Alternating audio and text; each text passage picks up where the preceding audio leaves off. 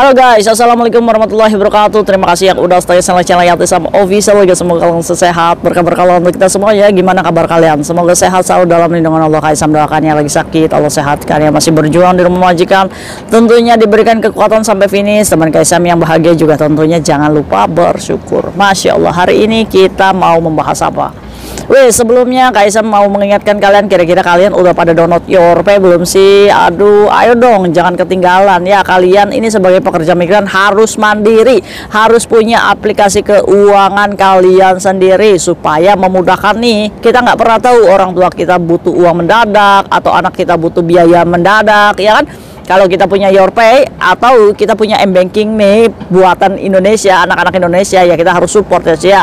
Enak, jadi kalian itu masukin uang 1 bulan sekali aja ke YORPAY, murah cuy, daripada kalian itu harus kirim uang berkali-kali gitu kan, boros di ongkos. Jadi kalian masukin sebulan sekali nih, misalkan $1.000 kita masukin sebulan sekali, berarti kan ongkosnya cuma 1 kali ya cuy, $30. Nah kalau misalkan uangnya sudah ada di YORPAY, kalian mau kirim ke semua rekening apapun itu bayarnya cuma 10.000 aja, murah.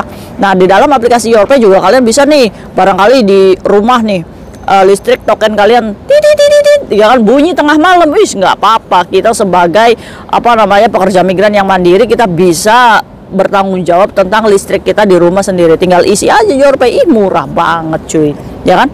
Keluarga kita nggak ada pulsa, dibeliin aja, bisa beli pulsa sendiri, ya kan? Apa-apa sendiri aja, keren nggak sih? Kalian penasaran nggak sih? Kalian boleh aja download di Play Store, kalian ketik YORPAY, kalian udah bisa buka aplikasi keuangan sendiri. Kalau misalkan kalian mengalami kesulitan, kalian boleh hubungi langsung customer service-nya untuk dibantu untuk aktivasi.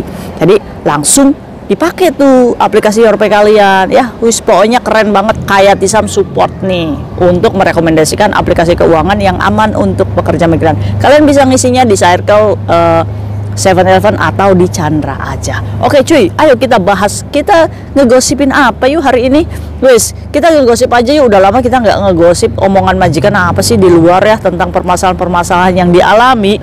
Mungkin ini bisa menjadikan teguran kepada kita supaya kita nih harus sadar diri. Oke, ini celana dalamnya siapa sih kira-kira yang diviralin sama majikan? Aduh, untung celana dalamnya bagus cuy ya.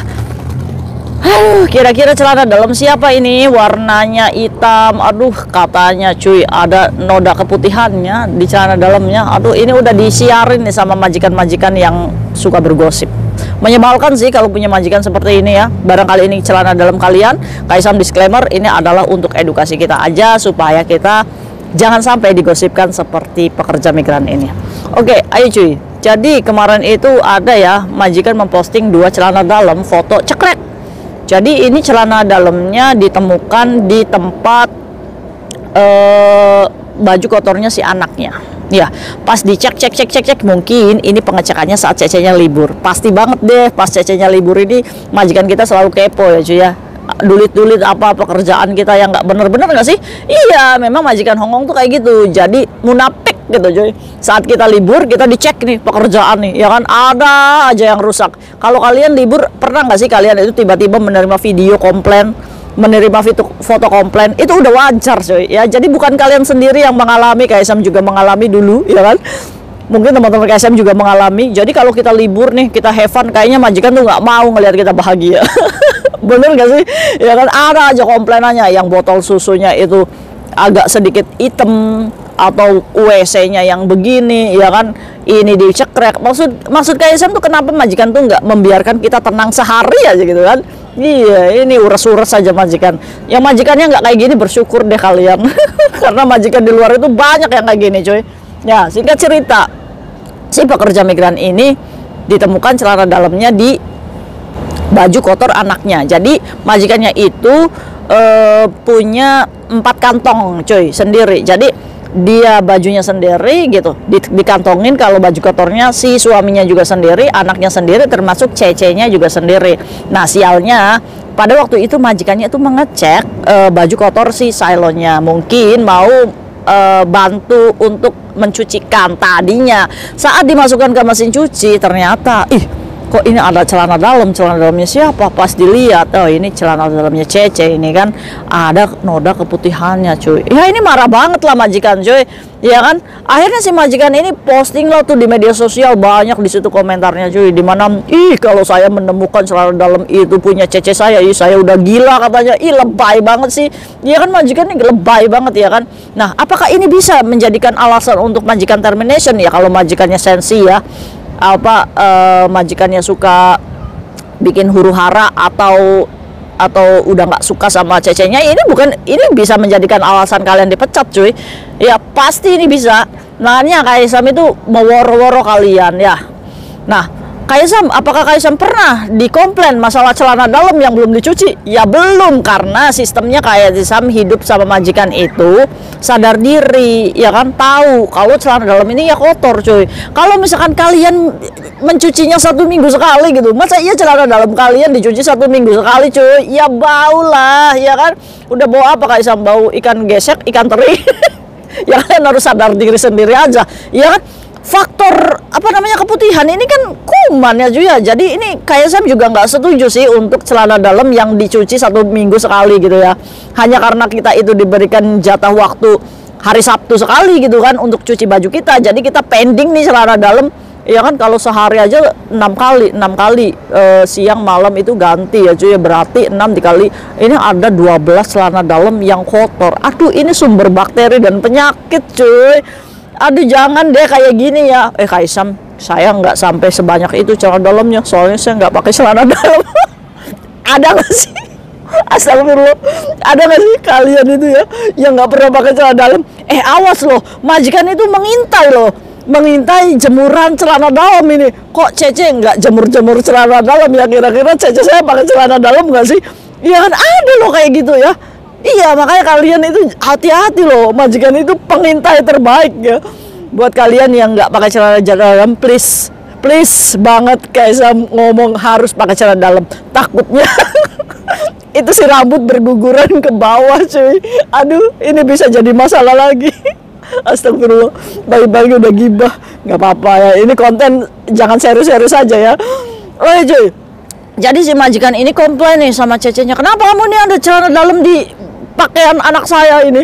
Katanya si Cecenya itu karena mengaku dia ini mandinya terlalu larut malam, sehingga dia ini asal masukkan dan saya nggak tahu saya masukkan itu ke silo itu tempatnya. Jadi karena dia itu mandinya terlalu malam, jadi dia ini asal masukkan gitu cuy, dikirainya itu kantong punya dia. Ini amnesia ini.